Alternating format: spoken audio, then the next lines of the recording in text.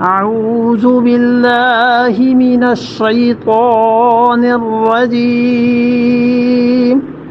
بسم الله الرحمن الرحيم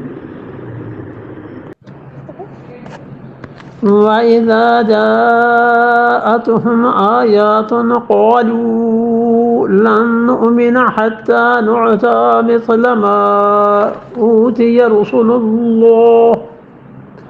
اللَّهُ أَعْلَمُ حَيْثُ يَجْعَلُ رِسَالَتَهُ سَيُصِيبُ الَّذِينَ أَجْرَمُوا صَغَارٌ عِندَ اللَّهِ وَعَذَابٌ شَدِيدٌ بِمَا كَانُوا يَمْكُرُونَ وَإِذَا جَاءَتْهُمْ، اور اسی طرح جب پہنچتی ہے ان کو آیتن، کوئی آیت، کوئی نشانی. نشانی سے مراد یہ کہ معجزہ. یہ پیچھے سے جو بحث چلی آتی ہے کہ معجزات کیا، معجزات ہم جو مانگتے ہیں وہ ہونے چاہیے.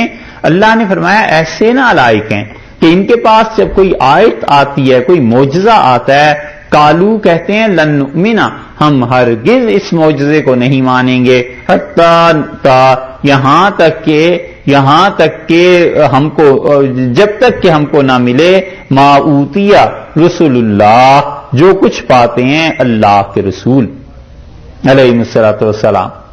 کہتے ہیں کہ ہم اس معجزے کو اس وقت تک نہیں مانیں گے جب تک کہ ہمیں بھی وہ چیز نہ ملے جو کچھ کے انبیاء علیہ الصلوۃ والسلام کو ملی ہے. اتنی جرت ہے، اتنی جسارت ہے کہ ہم خدا کو کسی صورت میں ماننے والے نہیں جب تک کہ ہمیں بھی نبوت نہ ملے. یہ ابو جہل نے بھی کہا تھا رسول اللہ صلی اللہ علیہ وسلم کے مقابلے میں کہ ہم نے ہر کام میں ان کا مقابلہ کیا اور اب یہ کہتے ہیں کہ انہیں نبوت ملی ہے تو ہمیں بھی نبوت ملنی چاہیے. جیسے یہ دنیا کا کھیل تماشا ہے، بچوں کی باتیں کہ جو اس کے پاس ہے سو ہمارے پاس بھی آ جائے. یہ مطالبہ ہے. یا یہ کہ جیسے انبیاء علیہ السلام کو فرشتے دکھائی دیتے ہیں ہمیں بھی فرشتے دکھائی دینے لگیں. یا یہ کہ جیسے معجزات انبیاء علیہ السلام کو دیے جاتے ہیں ہمیں بھی اگر کوئی معجزہ ایسا ملے گا تو پھر ہم مانیں گے، وگرنہ نہیں مانیں گے. اور یہ بہت بڑی طلب ہے، ایسی چیز ہے کہ کوئی انسان ہو تو چمار لیکن بادشاہت کی طلب کرنے لگے کہ جب تک میں بھی امریکہ کا صدر نہ بن جاؤں تب تک میں بھی کسی کی بات نہیں مانوں گا. جتنی بعید اور دور یہ چیزیں ہیں اتنا ہی یہاں پر اس کو اللہ تعالیٰ نے شدت سے رد فرمایا ہے، کیونکہ نبوت اس چیز کا نام تھوڑا ہی ہے کہ لوگوں کو خواہشات کے مطابق تقسیم کر دی جائے، یا لوگ جس کو متعلق سمجھتے ہیں کہ ایسے آسان چیزیں ہیں، معجزات ہیں یا فرشتوں کے دیکھنا ہے، یہ سب ہمیں مل جائیں. اتنی بڑی بات انہوں نے منہ سے نکالی اور بنیاد اس کی کیا ہے؟ وہ کبر ہے، اپنے آپ کو اہل سمجھنا ہے اس چیز کا. اگر اپنی نااہلی پہ نظر جاتی کہ ہم اس قابل کہاں ہیں، انبیاء علیہ السلام بڑے ہوتے ہیں اور بہت بڑا مقام ہے نبوت کا، اور اللہ کی ذات جس پہ چاہے احسان کرے تو پھر خدا کے ساتھ تعلق مل جاتا. تواضع اور بندگی اور اپنے آپ کو کچھ نہ سمجھنے کے یہ فائدے ہوتے ہیں کہ اللہ کے ساتھ تعلق مل جاتا ہے. اور انہوں نے اپنے آپ کو کچھ سمجھا اور سمجھا بھی اتنا بڑا کہ ان کا تقاضا، ان کا مطالبہ یہ ہوا کہ ہمیں بھی ایسی نبوت مل جائے جیسے محمد صلی اللہ علیہ وسلم کو ملی ہے. اس سے زیادہ اپنے آپ کو اہل سمجھنا اور کیا ہو سکتا تھا. اس لیے حدیث میں یہ بات آئی ہے، رسول اللہ صلی اللہ علیہ وسلم کے سامنے حضرت ابو موسیٰ اشعری رضی اللہ عنہ کے ساتھ کچھ لوگ گئے اور رسول اللہ صلی اللہ علیہ وسلم سے انہوں نے عرض کیا جا کر کہ اللہ کے رسول ہمیں حکمرانی دے دیں. اور رسول اللہ صلی اللہ علیہ وسلم نے حضرت ابو موسیٰ اشعری رضی اللہ عنہ کے سامنے ہی یہ بات کہی کہ ہم اس کو کوئی عہدہ نہیں دیتے جو خود سے اس کی تمنا رکھتا ہے. تو حضرت ابو موسیٰ اشعری رضی اللہ عنہ نے بعد میں معذرت کی رسول اللہ صلی اللہ علیہ وسلم سے کہ مجھے نہیں پتا تھا کہ ان لوگوں کا خیال یہ ہے، وگرنہ میں اس بات کو نہ چھیڑتا، میں اس بات کو نہ کہتا اور ان لوگوں کو ساتھ نہ لے کے آتا. یہ اس طرح کی چیزیں جو ہیں یہ خراب کر دیتی ہیں کہ انہوں نے اپنے آپ کو نہ صرف یہ کہ رسول اللہ صلی اللہ علیہ وسلم کے مقابلے کا سمجھا بلکہ علیہ باللہ اس سے بھی بڑھ کر اپنے آپ کو اس کا اہل سمجھ رہے ہیں کہ ہمیں معجزات ملیں اور یہ چیزیں ہوں. اللہ نے فرمایا اللہ عالم، اور اللہ تعالی بہتر جانتا ہے، حیث جہاں پر یجعل رسالتہ، وہ اپنی رسالت کو رکھے، اللہ اس بات کو بہتر جانتا ہے. کیونکہ انبیاء علیہ الصلوۃ والسلام اور ان پر جو خدا کے انعامات ہوتے ہیں بس وہ خدا کے علم میں ہیں. اس لیے آدمی کو اللہ سے جو دعا مانگنی چاہیے وہ یہ بھی چیز ہے کہ اللہ تعالیٰ قیامت میں انبیاء علیہ السلام کے ساتھ حشر کر دے، اور اللہ تعالیٰ انبیاء علیہ السلام کے ساتھ جمع کر دے. قریب ترین جو نبوت کے مقام ہے اللہ تعالیٰ وہ مقدر فرما دے، نصیب کر دے. یہ چیزیں ہو سکتی ہیں کیونکہ اللہ سے مانگنے میں کوئی پابندی نہیں ہے، مگر اس طرح مانگنا کہ ہمیں وہ چیز مل جائے جو انبیاء علیہ السلام کو ملی ہے، یہ گمراہی کی چیز. دوسری چیز یہ کہی گئی اس آیت میں کہ وَإِذَا جَاءَتْهُمْ آیَةٌ، جب قرآن کی کوئی آیت سنتے ہیں. پہلے تو آیت سے مراد معجزہ لیا گیا، اب دوسری تفسیر میں آیت سے مراد قرآن کی کوئی آیت کہتے ہیں کہ لن نؤمن حتی، اور ہم تو جب یہ آیت جو ہے ہرگز نہیں مانیں گے حتی نؤتی مثل ما اوتی رسول اللہ، جب تک کہ ہم کو نہ ملے جیسا کچھ پاتے ہیں اللہ کے رسول. یعنی جتنا رسول اللہ صلی اللہ علیہ وسلم کو ملتا ہے قرآن اور وحی، ایسی وحی ہم پر بھی نازل ہونی چاہیے. بات پھر وہیں آ گئی کہ انہوں نے اپنے لیے نبوت اور رسالت کا تقاضا کیا. اللہ عالم حیث یجعل رسالتہ، اور اللہ ہی جانتا ہے کہ کہاں پر رسالت بھیجنی ہے اس نے اور کہاں پر اپنے پیغام کو اس نے بھیجنا ہے. یہ جو یہاں پر لفظ حیث یہاں پہ استعمال ہوا ہے یہ اہل کے معنی میں ہے کہ اللہ تعالی جانتا ہے کہ کون اہل ہے رسالتہ، اس کے پیغام کو، یعنی اللہ کا پیغام کہاں پہنچنا چاہیے اللہ ہی جانتا ہے. قرآن پاک میں یہ واحد مقام ہے جہاں لفظ اللہ دونوں مرتبہ اکٹھا آ گیا. دیکھا ان کے درمیان کوئی فرق نہیں نا.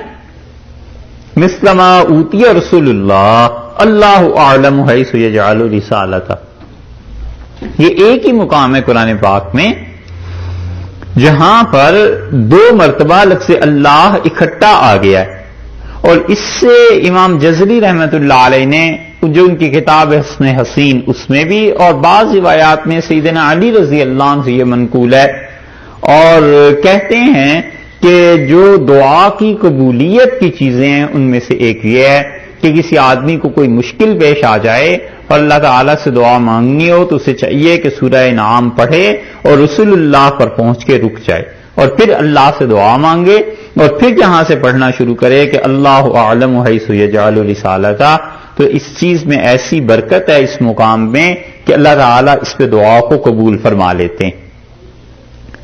تو اللہ تعالیٰ سے اس کی رضا مانگنی چاہیے، اللہ سے یہ مانگنا چاہیے کہ وہ راضی رہے، اور اللہ تعالیٰ سے یہ دعا مانگنی چاہیے رسول اللہ کو پڑھنے کے بعد کہ پروردگار تجھ سے تیری رضا چاہتے ہیں، خوشی مانگتے ہیں اللہ کی.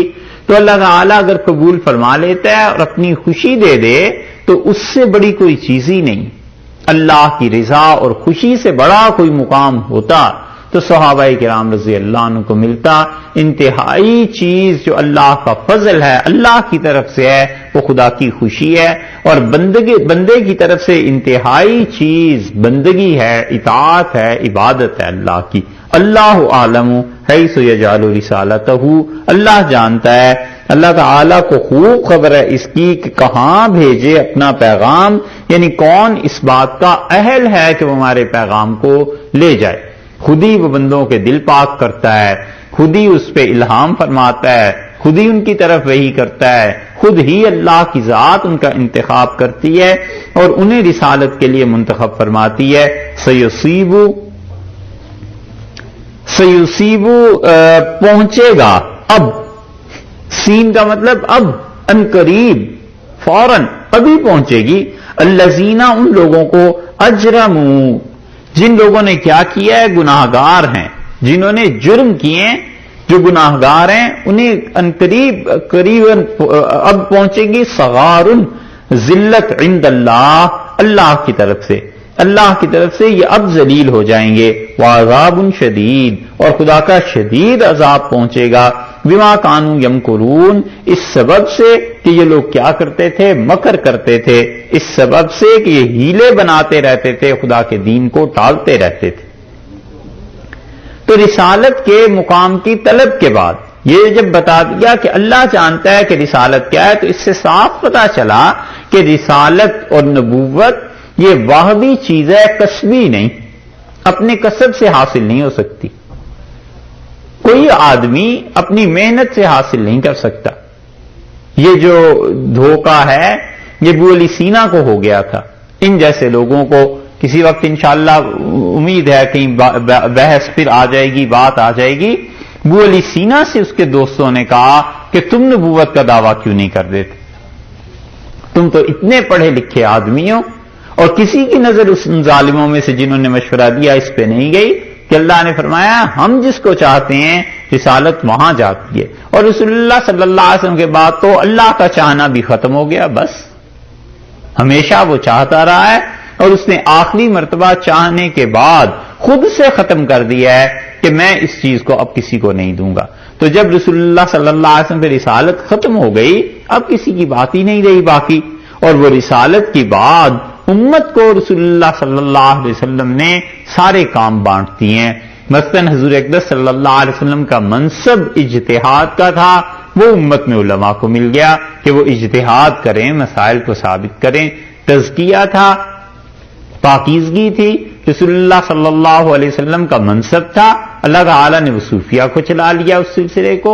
اسی طرح علی ھذا القیاس اللہ نے سارے منصب رسالت میں جتنے شعبے تھے وہ امت میں تقسیم کر دیے. اب یہ نہیں ہو سکتا کہ کوئی رسول آئے، اس لیے فرمایا کہ اللہ اعلم حیث یجعل رسالتہ، اور پھر فرمایا کہ سیصیب الذین اجرموا صغار عند اللہ. اور جنہوں نے یہ جرم کیا ہے نا، نبوت اور رسالت کا ادعا، اپنے آپ کو اس کا قابل سمجھنا، خدا کے ساتھ شرک کرنا، اللہ کی توحید کو ماننے میں نئی نئی حجتیں پیدا کرنا، ان کو بس اب پہنچتی ہے ذلت. اب پہنچنا یعنی سین جو ہے اس کا ترجمہ کیا گیا ہے کہ اب پہنچ ہی رہی ہے. مطلب یہ کہ اب موت ان کی آ ہی رہی ہے.